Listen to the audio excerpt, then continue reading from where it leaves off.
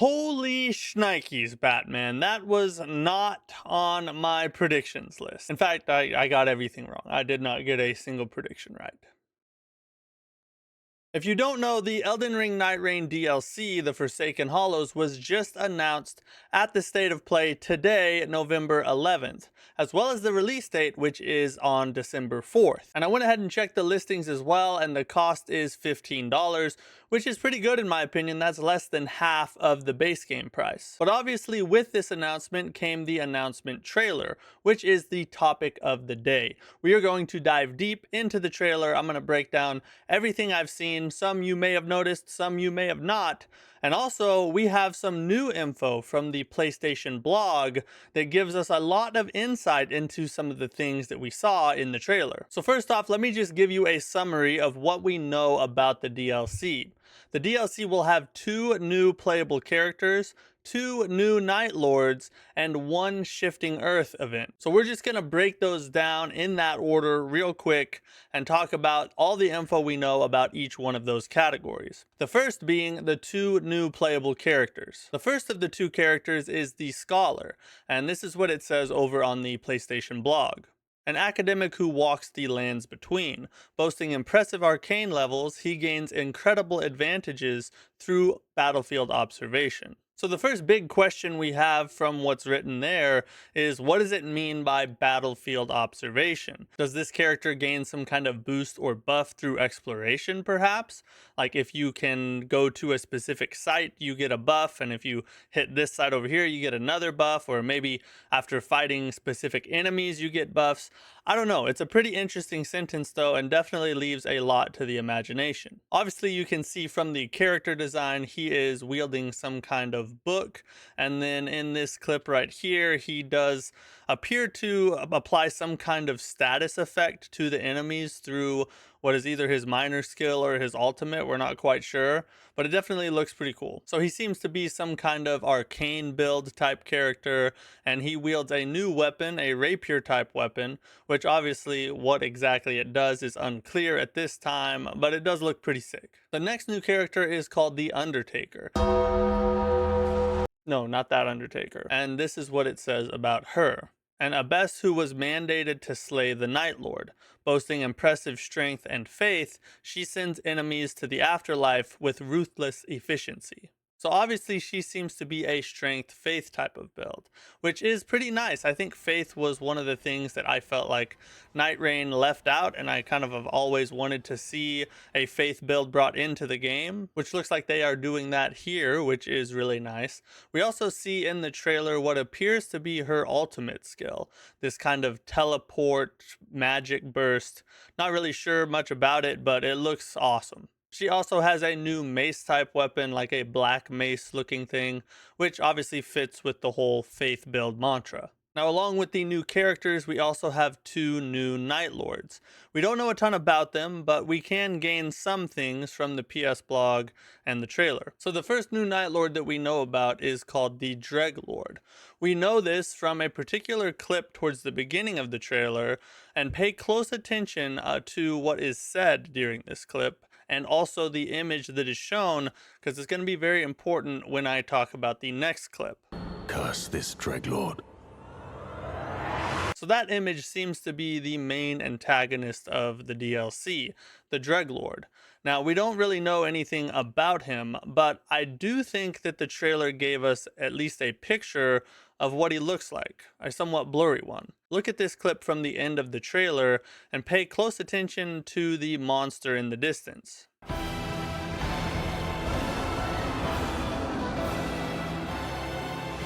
So when you compare this image to that clip, you can tell that what seems to be out there looks awfully like what the Dreglord would look like. So I think what we're seeing here towards the end of the trailer is the main boss of the DLC, the Dreglord. And he looks absolutely sick. And I don't know what he's doing to the environment and everything, but that's gonna suck to deal with. The next Night Lord, or Night Lords, is what seems to be an army of angel warrior chicks. Now, the reason I'm certain that this is one of the Night Lords is, one, in this clip, you can clearly tell by the arena that this is a Night Lord arena. But also on the PS blog, this is the photo that is displayed right underneath the new threats section, which is the section that outlines that there are 2 new Nightlords coming in the Nightreign DLC. So it doesn't make much sense for them to put that photo there, and then you have that boss clearly in a Nightlord arena and it not be one of the Nightlords. But the main thing I noticed is there's freaking 7 of them. F. Now, the last thing that we learned from the PS blog post is that there will be one new Shifting Earth event. This event is called the Great Hollow. You probably noticed in the trailer a clip with a big blue crystal in the middle. Turns out that that's actually a clip of the new Shifting Earth event. Over on the PS blog, underneath the section that outlines the new Shifting Earth, is that exact photo from that clip. Here's what it has to say about this new event. A great cavity in the depths of Limveld. The hollow is strewn with exotic ruins and temples, sacred towers denoting the remains of an ancient people, and crystals that exude a cursed, life-draining miasma. So first off, this new Shifting Earth event looks absolutely beautiful. There's like a church in the distance off to the side, and then you have all these different interesting environments around the entire thing. And of course, you have whatever this is that is that. But the most interesting thing about that post is the section that says life draining miasma. What exactly does that mean? And how much is it going to suck? Are we potentially looking at like a Rot Forest 2.0 here? We don't really know, but well, we're going to find out. On the bright side of that, though, there is in all Shifting Earth events a unique buff or ability or some kind of perk that you get from entering and conquering the area.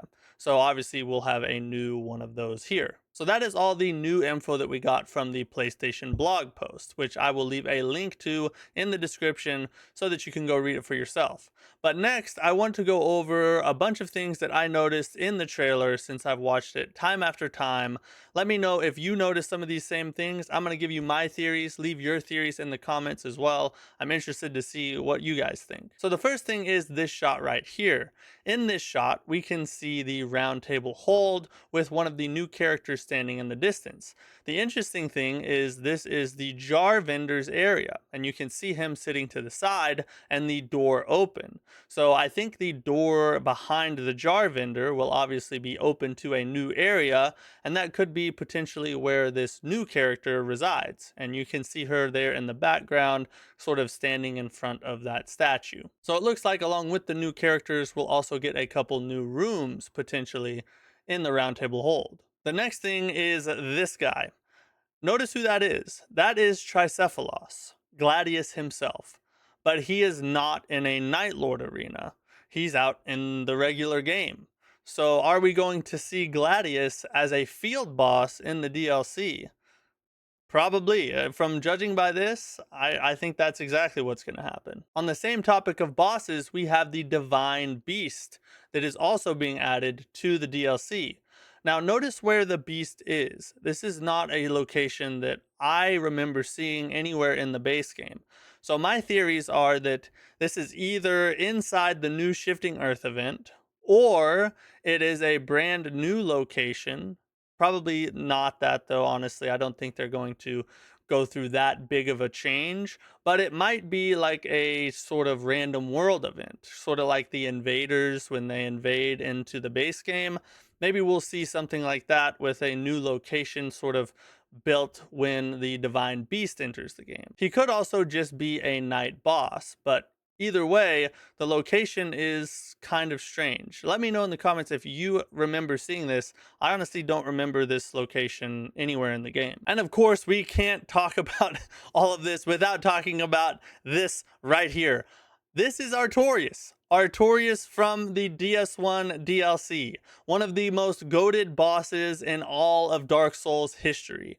Oh my god, I cannot tell you how freaking excited I am to fight Artorias, new skinned. Hopefully they give him a couple new moves to his moveset, but honestly, Artorias' moveset was pretty advanced for the time that he was created in.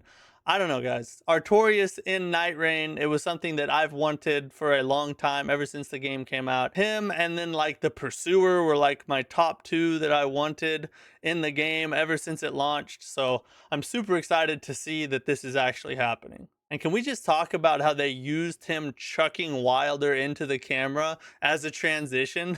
That's some goated editing. Some other interesting locations in the DLC trailer were towards the beginning of it. If you noticed in these couple shots here, all of these seem to be different locations that at least I haven't seen before. So are they giving us a little sneak peek into some of the new areas in the DLC? Is it part of the shifting earth? A lot of the same questions we had with the Divine Beast, but it was something I noticed because I don't remember seeing these ever. Another interesting thing is sort of on the lore side. If you pay close attention to the voices that talk in the trailer, there's a male voice and a female voice, and we just so happen to be getting a male new Nightfarer and a female one. So are these voices the actual voices of the Nightfarers themselves? And is what they're saying part of their lore or the lore of the DLC? One thing that was very interesting to me that was said was this statement right here. The aftermath of the long night. So you can see that she says aftermath of the long night. So it would seem that the events of the DLC are taking place after the events of the base game, which makes sense, but I just thought it was interesting. Now, December 4th is right around the corner, so I expect to get a lot of new info coming out in the weeks ahead. I would imagine we're going to get new character trailers for each new character, which is exactly what they did for the base game when that came out. Perhaps we might also get trailers for each one of the new Nightlords, although that might not actually happen because they might just leave those as mysteries until you actually get to play the DLC. But there was one more really important thing on the PS blog that I want to make sure to mention, and that is that if you bought either the deluxe edition or the collector's edition, do not go and buy the DLC. The DLC was already included with your purchase of those editions of the game. So do not make duplicate purchases. Sometimes you may not be able to get a refund. Just don't do that. If you bought the collector's edition or the deluxe edition, you're good. You'll have it at launch. Anyway, leave your theories and what you thought about the announcement trailer in the comments. I'm interested to hear what you think. Of course, leave a like, sub if you are not already, support the channel. We're trying to get to 10,000 subs before the end of the year. I'd really appreciate your support. And don't worry, I'm sure Bloodborne 2 will be at the Game Awards.